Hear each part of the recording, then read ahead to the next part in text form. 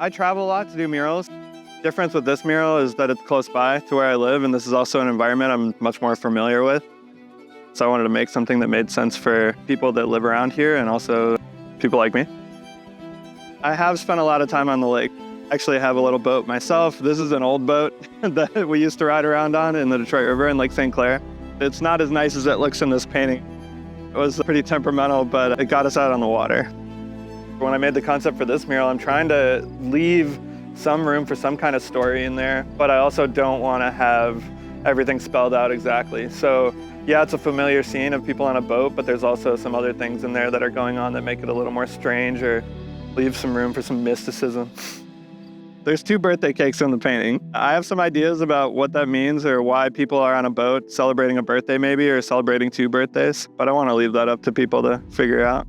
I'm trying to create a sense of atmosphere and what the feeling of the overall scene is. So there are a lot of details, there are small things going on, there is a little bit of a story there, but mostly I'm trying to keep it open so that the whole thing works together and just evokes a kind of feeling.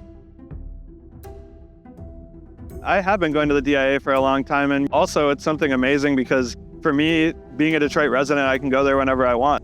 I can just pop in, check out a few paintings, take it in slowly, see what's possible, and to try to think outside the box and challenge myself when I see other things that other people have done and what the museum has in their collection. There is the Nocturne in blue and gold, the Whistler piece that's at the DIA. I've made several paintings that I think unconsciously came from that or from seeing that, are very adjacent to that.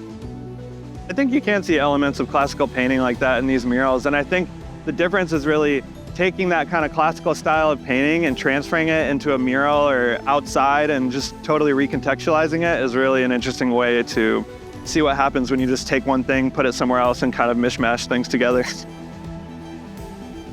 not about aiming for the zeitgeist, it's about aiming for some small little piece of it, and every once in a while you get some little piece of it and you hang on to that.